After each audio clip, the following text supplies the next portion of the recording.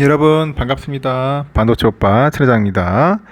어느새 또 아침이 밝아옵니다. 06시 항상 6시 되면 여러분들 다 기상하는 겁니다. 아직까지도 일어나지 않고 침대 속에서 지금 거의 그냥 드르렁 거리면서 코 골면서 자고 있는 사람도 있을 거예요. 빨리 일어나시기 바라고 또 하루를 또 재미있게 즐겁게 보냈으면 좋겠습니다. 이른 아침부터 운동한다고 밖에 나가서 열심히 뛰어다니는 분도 있어요. 그런 분들 보면 참 존경스럽습니다. 운동도 열심히 하고 사는 것도 최선을 다하면서 사는 사람들도 많다는 거 여러분들 참고하십시오. 부지런해야 돼요. 부지런하자. 그래야지 몸이 조금 더 좋아지지 않겠습니까? 에너지도 좀 얻고. 하여튼 부지런한 사람 보면은 배울 점이 참 많은 것 같습니다. 우리가 이제 인간관계를 이제 많이 같잖아요. 서로 간의 관계. 이게 인간관계 상당히 중요한 것 같은데, 이게 보니까 인간관계 중에 칼 같은 사람이 있어요. 칼 같은 사람. 완전 칼 같은 사람의 특징이 있던데, 어떤 특징이냐? 첫 번째 보니까 다 받아주는 것 같아 보이지만은 그 사람만이 그 정해진 선이 있어요. 그 사람만이 정해진 선이 있더라. 두 번째는 몇 번의 기회를 주지만은 상대방이 알아차리지 못하면은 손절을 합니다. 손절을 하고, 세 번째는 일부러 사람을 바꾸려 하지 않아요. 결이 맞지 않으면 다른 사람을 만나는 겁니다. 그 네 번째는 관계 단절에 무심한 게 아니라 이미 충분히 마음을 정리한 것입니다. 정리한 것이다. 인간관계에서 그 칼 같은 사람들은 겉보기에는 마냥 뭔가 착해 보이고 다 맞춰주는 것 같아 보이지만은 이 속으로는 계속 상대방을 살피고, 이 마음에는 정해놓은 선이 있어요. 마음에는 이 정해놓은 선이 있더라. 이런 마인드의 장점은 누군가한테는 매달리지는 않고요. 끌려다니지도 않죠. 그 관계의 주도권을 자신이 쥐고 있는 거예요. 그래서 인간관계를 너무 쉽게 생각하는 것도 문제이지만은 그렇다고 어울릴 수 없는 관계를 애매하게 질질 끌고 가는 것도 더 큰 문제가 되지 않겠나, 저는 그렇게 봅니다. 그래서 사람은 결코 다른 사람의 그런 충고나 그런 조언으로 이제 쉽게 바뀌진 않아요. 그러니까 스스로 깨달을 때만이 바뀔 수 있다, 그렇게 보시면 됩니다. 그래서 한번 잘못한 것은 실수일 수 있겠지만은 똑같은 잘못을 두 번째 저지르는 것은 생각이 없는 겁니다. 만약 똑같은 잘못을 세 번째 저지른다면은 그것은 그 사람의 인생 습관이다. 인생 습관이다. 그래서 모든 인간관계에는 자신만의 그런 선을 정해놓아야 돼. 이 선을 정해놓아야 한다. 처음에는 그 선을 넘으면은 이제 주의를 주는 거야. 주의를 주고, 두 번째 선을 넘으면은 경고를 주는 거죠. 세 번째 그 선을 넘으면은 단절을 해야 합니다. 단절을 해야 한다. 그래서 착하고 여린 마음에 나에게 특별한 사람이라는 이유로 4번, 5번, 6번, 10번 이렇게 용서하고 받아주는 사람도 있겠지만요. 그렇다고 사람이 쉽게 바뀌지는 않는다는 사실을 꼭 기억하시기 바랍니다. 알겠죠? 하여튼 차 회장이 이렇게 아침마다 얘기하는 것들을 잘 챙겨서 들어보세요. 여러분의 삶이 좀 윤택해질 겁니다. 제가 그냥 뻘소리 하는 게 아니라 여러분들에게 도움이 되는 글들을 제가 좀 많이 들려드리는 겁니다. 이야기도 들려드리고, 그런 건 자꾸 서로 이렇게 나누다 보면은 자기도 모르게 좋아져요. 사람이 변해집니다. 삼성하고 이제 LG전자가 독일 그 뮌헨에서 열리는 국제 모터쇼 IAA예요. IAA 모빌리티 2023에서 나란히 참가를 했어요. 미래 먹거리 전장 사업에 이제 힘을 싣고 있는데, 업계에 따르니까 세계 4대 모터쇼 중 하나죠. IAA. 이거는 글로벌 자동차 제조업체하고 공급업체 등이 모여서 최신의 기술을 공개하고 모빌리티의 미래를 설계하는 자리다, 그렇게 보시면 됩니다. 전기차랑 자율주행차 등 미래 모빌리티 성장에 그 삼성하고 LG의 전장 사업이 궤도에 오르기 시작한 가운데, 두 회사 모두 이번에 처음으로 IAEA에 출격을 했어요. 삼성에서 반도체 사업을 하는 디바이스 솔루션 부분과 삼성 디스플레이, 삼성 SDI 세 개사는 IAEA에 함께 부스를 꾸려가지고 이제 미래차 혁신을 이끌 전장 기술을 이제 선보이는 겁니다. 삼성은 메모리, 뭐 시스템 LSI, 뭐 이런 게 있어요. 뭐 파운드리, 뭐 발광 다이오드, 이렇게 여러 부분에 걸쳐가지고 차량용 반도체 이제 솔루션을 이제 제공하겠죠. 소개하는데 이 종합 반도체 회사를 강점을 내세워서 글로벌 전장 고객들과 협력을 확대하겠죠. 그래서 미래차 생태계의 핵심 솔루션 공급업체로 입지를 강화한다는 계획입니다. 삼성의 그 유럽 총괄 부사장이 있어요. DS 부분 쪽에. 이분이 이제 IAEA는 미래 자동차 산업의 혁신을 위한 DS 부분 각 사업 영역의 기술력과 그런 시너지, 이 시너지를 선보일 좋은 기회다. 그런 이야기를 합니다. 삼성 SDI는 새로운 소재와 폼팩트를 앞세워서 이제 미래 전기차 배터리 제품하고 기술 포트폴리오를 공개를 하죠. 전고체 배터리를 비롯해서 46파이 원통형 배터리, NMX, LMFP 등 이 차세대 그 라인업하고 이 프리미엄 배터리 제품도 만나볼 수가 있어요.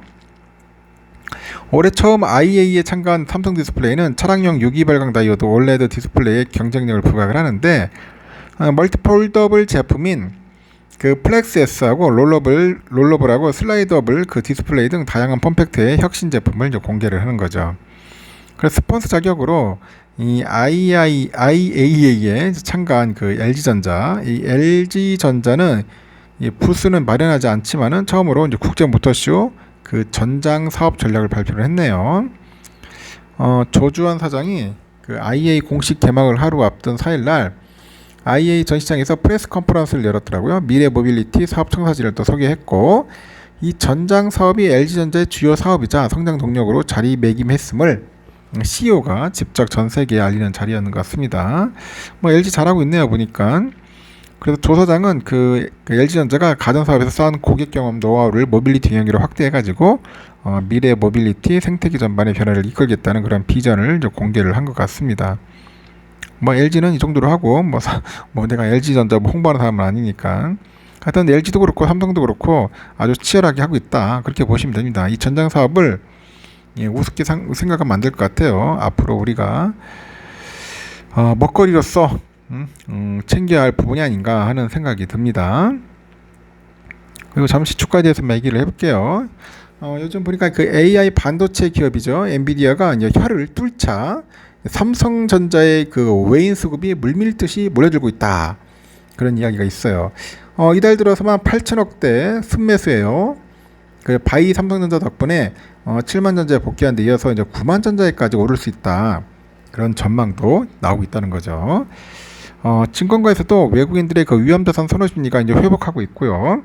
이 반도체 수출 업황 개선까지 더해지다 보니 이 반도체 이게 테마주죠. 이 테마주가 증시의 그 주도주의 자리를 탈환할 가능성도 높게 점치고 있어요. 삼성은 전거래일 대비 0.28% 올라서 71,200원에 장을 마쳤습니다. 지난 1일날 엔비디아의 그 HBM 공급 계약을 체결했다는 소식이 알려지다 보니까 단숨에 6%대 상승했고 한 달여 만에 이제 7만 전자에 복귀한 후 현재 숨고르기 하는 것 같아요. 숨고르기. 이 삼성의 그 주가의 상승 주포가 누구냐? 이 돌아온 외국인입니다. 지난주 미국의 뉴욕 증시가 7월 이후 가장 큰 주간 상승폭을 보이는 등 위험자산 선호 심리가 이제 회복세를 보이고 있고, 삼성이 엔비디아의 4세대 HBM인 HBM3를 공급한다는 계약을 체결했다는 소식이 촉매제로 작용했다는 분석이에요. 외인들은 삼성을 지난 1일 5,540억, 4일에는 2,443억 정도 순매수를 했는데 지난 이틀간 외국인의 코스피 시장 순매수 금액과 맞먹죠. 그래서 증권가에서는 삼성의 주가가 엔비디아 호재를 바탕으로 해서 당분간 우상향할 것으로 보고 있고, HBM3 생산력을 갖췄음에도 고객사 확보 우려로 이제 밸류에이션에 대한 할인이 이제 발생한 문제가 이제 해결된 덕이라고 해요. 삼성전자는 엔비디아와 그 AMD를 비롯해서 내년까지 HBM3 고객사가 이제 10개까지 확대될 것으로 예상을 합니다. 4분기부터는 HBM 프리미엄 구간에 진입할 것이라고 하고, HBM 점유율 확대와 파운드리 실적 등을 고려할 때 직전 고점인 91,000원을 돌파할 가능성이 클 것으로 현재 이제 보인다고 하는 거죠.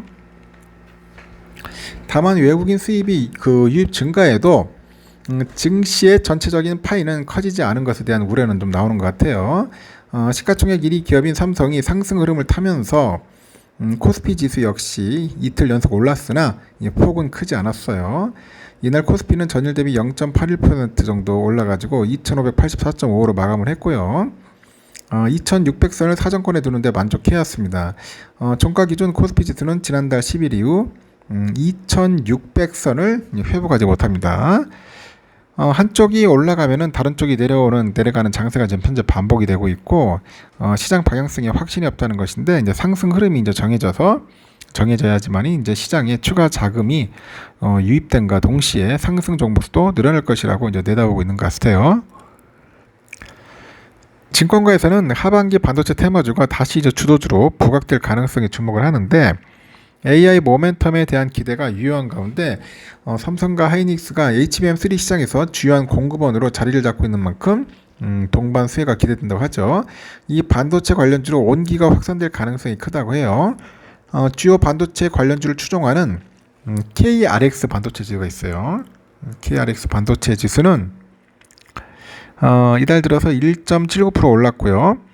코스피 지수 상승률을 상회했고 지지부진하던 반도체 수출도 때맞춰서 개선되고 있는 것도 호재고, 8월 수출은 전년 동기 대비 8.4% 감소했고, 전월 16.4% 감소 대비 낙폭을 크게 줄였는데, 이는 반도체 수출 감소율이 33.6에서 20.6%로 큰 폭으로 개선된 덕입니다.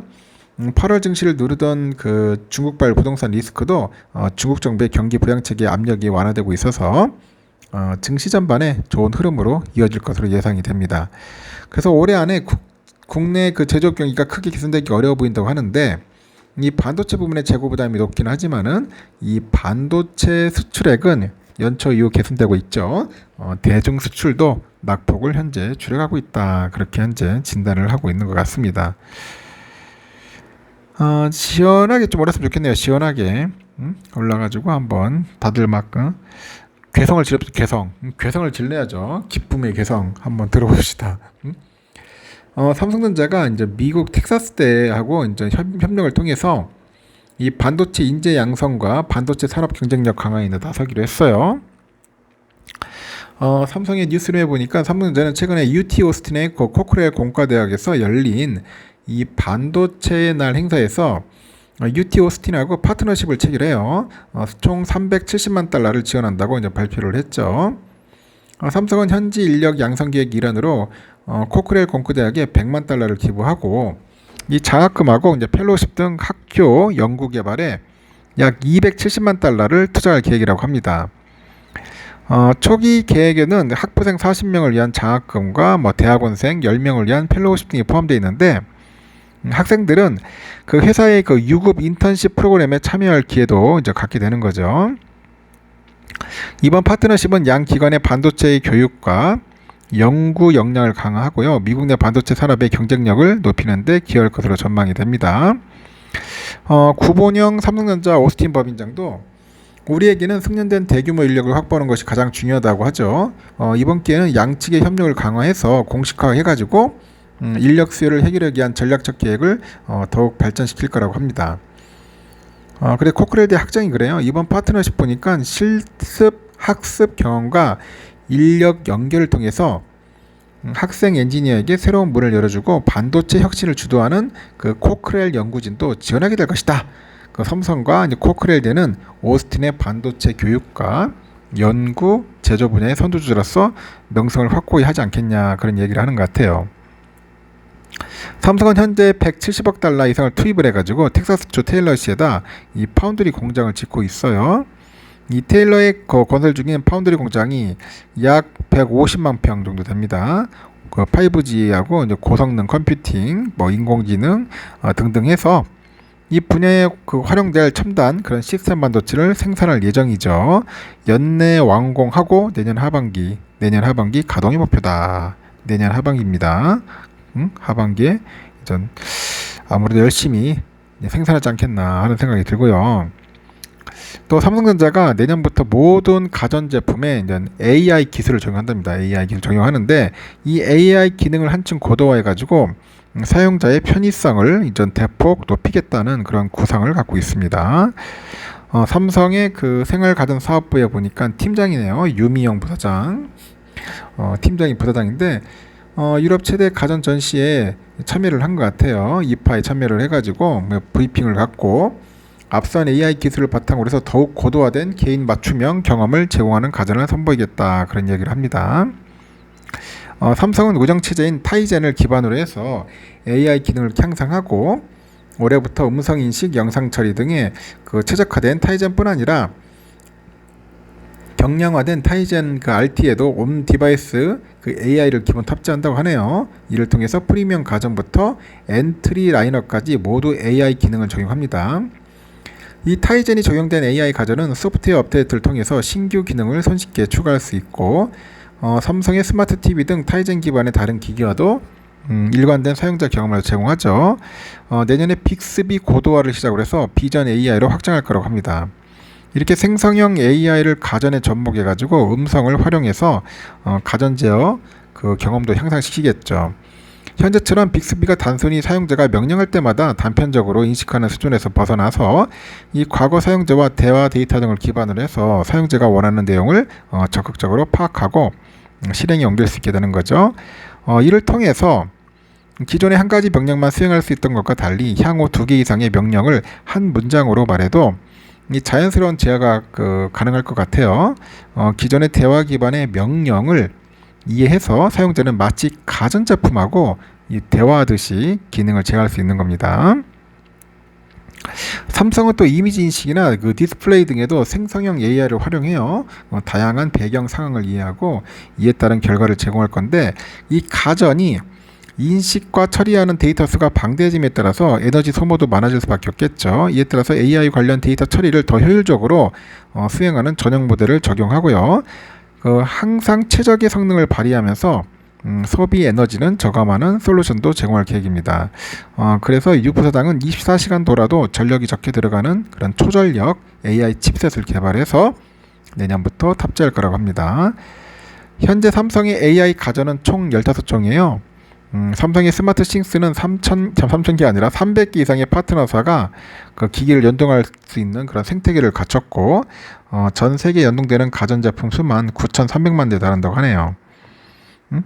일단 삼성이 그 지향하는 AI 가전은 긴밀하게 연결된 그 가전들이 스스로 상황을 감지해가지고 패턴을 학습해서 소비자들에게 맞춤 옵션을 추천하는 것은 물론이고 이 자동으로 최적화 과정을 통해서 솔루션을 제공하는 거죠. 개인별 궁극의 솔루션을 경험할 수 있도록 지속적인 R&D를 통해서 이 서비스를 지속적으로 고도화 나갈 거라고 합니다.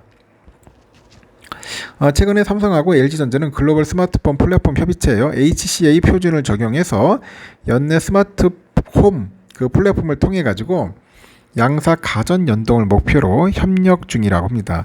삼성의 스마트 싱스랑 LG전자의 싱큐로 상대방의 가전제품을 제어할 수 있게 되는 거죠. 유 부사장은 HCA는 의미가 크다고 합니다. 그 사물인터넷 표준, 그 국제 표준인 그 메터가 있지만은 지능을 가진 가전제품의 경우 메터로만 묶으면은 디바이스 주도권을 구글이나 아마존 등의 생태계에 뺏길 수 있다고 해요. 그러면서 비즈니스 협력 관계를 통해서 앞으로는 우리가 빅스비 같은 AI 솔루션을 경쟁사 제품 포함해서 소비자들에게 줄 수 있을지 아직 결정된 것은 아닌데 많은 부분에 대해서 협의하고 있다 그런 이야기를 하는 것 같습니다. 아주 좋은 현상이네요. AI 앞으로 삼성전자가 AI 쪽에 상당한 그런 투자와 연구 노력을 할 것 같습니다. 삼성의 이야기는 여기까지 하겠습니다. 여러분 좋은 하루 보내시고요. 또 다음 시간에 또 뵙도록 하겠습니다.